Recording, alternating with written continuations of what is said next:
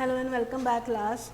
I hope you all are good at home. So we are talking about the lap of honor. I'm talking about Murray Halberg, जिनका एक accident हुआ था. He was paralyzed but he didn't give up and he joined athletes. तो उनकी last भी talked about कि उन्होंने Melbourne में 1500 मीटर की एक रेस जो है वहाँ उन्होंने स्टार्ट करी थी, लेकिन उनमें वो कुछ अचीव नहीं कर पाए थे. And he asked himself one question that was it's good to try again. तो हम यही देखेंगे कि उन्होंने ट्राई किया या नहीं किया. So let's just continue the our chapter on the page number 29.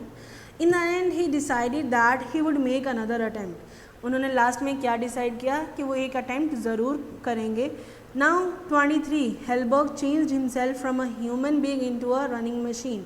अभी जब ही वॉज 23 एज के हो चुके थे, उन्होंने क्या किया, उन्होंने अपने आप को ह्यूमन बीइंग से जो है एक मशीन में कन्वर्ट पूरी तरीके से चेंज कर दिया था. Like he was not even doing any thing, he was just running and running. He didn't have feel any thing else. कि उनको कोई पेन नहीं हो रहा था, कुछ नहीं हो रहा था. He just wanted to achieve, but he wanted to achieve actually.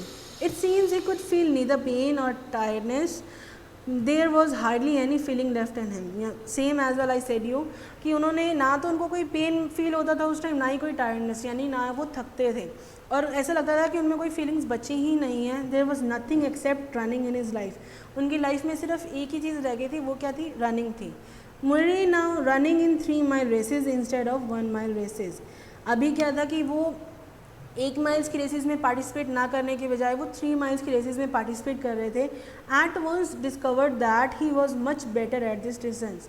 अभी क्योंकि उन्होंने एक बार डिस्कवर कर लिया था कि वो 1 माइल से ज़्यादा 3 माइल्स की जो रेसेस हैं उनमें ज़्यादा अच्छा अटैम्प्ट कर रहे हैं.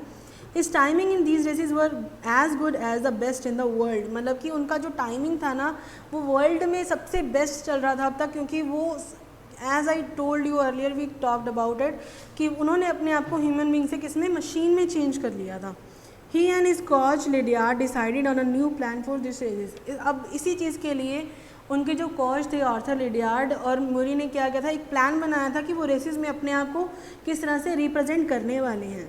Lydiard had found that most runners were in the habit of slowing down a little when they were about 3 laps away from the end of the race. अभी लिडियार्ड ने क्या देखा कि जितने भी रनर्स हैं वो क्या होते हैं कि वो पहुंचने से पहले 3 laps पहुंचने से पहले, मतलब कि 400 मीटर्स रेस से पहले क्या हो जाते हैं, वो रुक जाते हैं, थोड़ा सा अपने आप को स्लो डाउन कर लेते हैं देखने के लिए, ताकि वो अपना अगर वो स्टेमिना भी अपना कम हो रहा है उनका, ताकि वो उसको कवर अप कर पाएँ. तो वही चीज़ हुई. Then when they got their breath back they would make the last sprint for victory. और वही कि जब वो अपनी ब्रीथ बैक, यानी कि जब उनको ऐसा लगता था कि उनका स्टेमिना भी क्या हो रहा है, मतलब कि इंक्रीज़ हो रहा है, तो वो क्या करते थे कि वो स्प्रिंट ऑफ विक्ट्री, यानी कि जब वो ज़्यादा दूर नहीं रह गए हैं विक्ट्री से, वो अपनी क्या कर लेते, स्पीड को बढ़ा लेते थे. They would, Lydiard thought it was at this point Murray Halberg should make his great effort. अब इसी टाइम पे लिडियार्ड ने क्या सोचा कि जब वो अपनी ब्रीथ को जो है कंट्रोल करने के लिए थोड़ा स्लो होते हैं, उसी टाइम पे जो है मुरी को वहाँ पर एक नया स्टेप, न्यू आइडिया कर लगाना पड़ेगा और वहीं से उसको क्या लेनी पड़ेगी, लीड लेनी पड़ेगी, ताकि वो क्या कर पाए, जीत पाए. He was to race to the front, taking the other runners by surprise and depend on his great stamina to carry him the race of the way. अब उन्हें क्या करना था कि उन्हें फ्रंट में रेस करनी थी, उनको दिखाना था कि ये नहीं हो रहा है, कि हाँ उनको पता नहीं चल रहा है कि वो क्या कर रहे हैं, और उसी टाइम पर क्या करना है, उनको अपने सारे एफर्ट्स डालने हैं और ये दिखाना है कि वो थके नहीं हैं. ठीक है, वो उस टाइम क्या कर रहे हैं, वो उनको ऑब्जर्व करके आगे बढ़ने के लिए न्यू प्लानिंग कर रहे थे. The plan was tested at the British Commonwealth Games at Cardiff, Wales in 1958. अब इस प्लान को कब टेस्ट किया गया, 1958 में, जब ब्रिटिश कॉमनवेल्थ गेम्स हुए थे कार्डिफ वेल्स में, तब ये ट्राई किया गया. In the last 1600 metres of the 500 metre race Murray Halberg flew past world record holder Albert Thomas of Australia and won the race easily in the record time. अभी उन्होंने क्या किया था, जो कि 500 मीटर में से जो 1600 मीटर की रेस हुई थी वहाँ पर हेलबर्ग ने क्या किया था, अपना एक रिकॉर्ड बनाया था। उन्होंने एक पर्सन का, ऑस्ट्रेलियन जो रनर थे एल्बर्ट थॉमस, उनका रिकॉर्ड तोड़ा था और अपने रिकॉर्ड टाइम में क्या हुआ था, उन्होंने बहुत ईजीली वो रेस क्या थी, जीती भी थी। It was is great international success, और ये उनकी फर्स्ट जो है इंटरनेशनल सक्सेस थी। The Rome Olympics was still 2 years away. अभी जो ओलंपिक रेस होने वाली थी रोम में, वो अभी भी 2 साल दूर थी।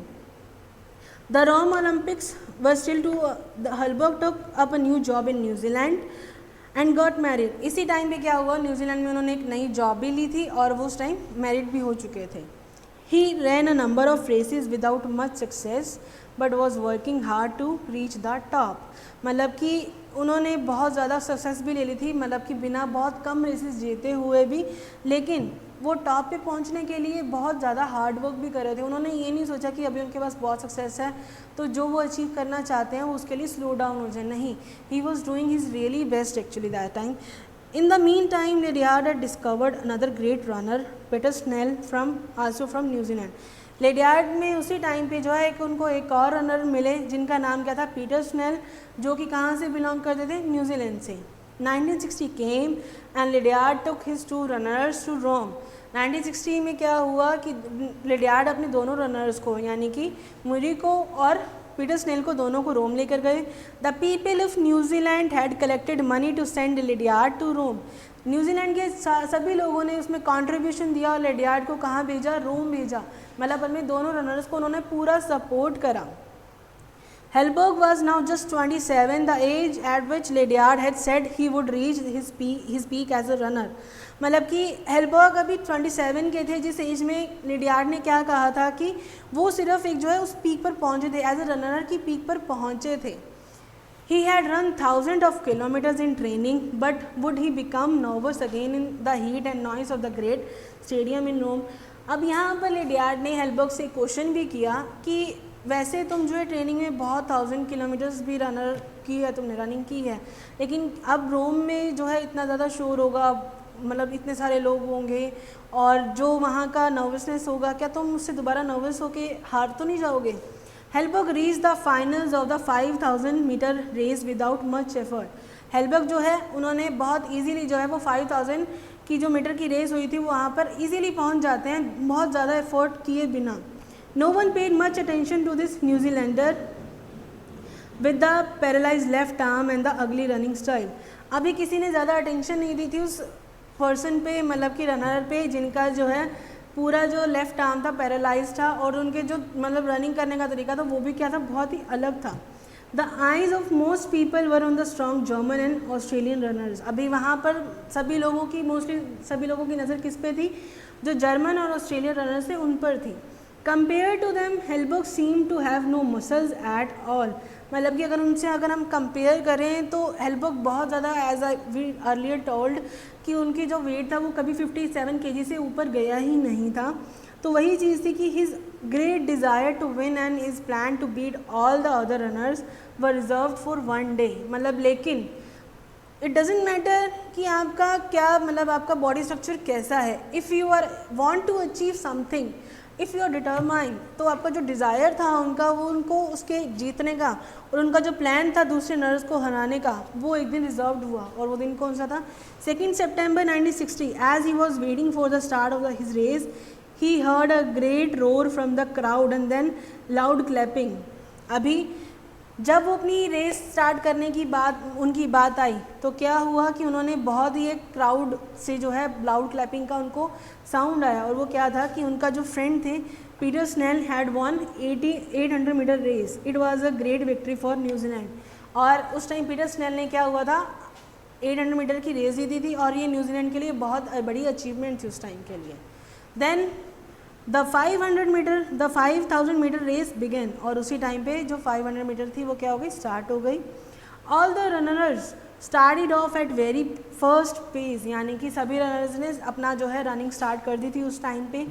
Hellberg was happy because this would help his plan. और वो खुश थे क्योंकि उनको लग रहा था कि ऐसा करने से उनका प्लान क्या है, वो बिल्कुल वर्क करने वाला था।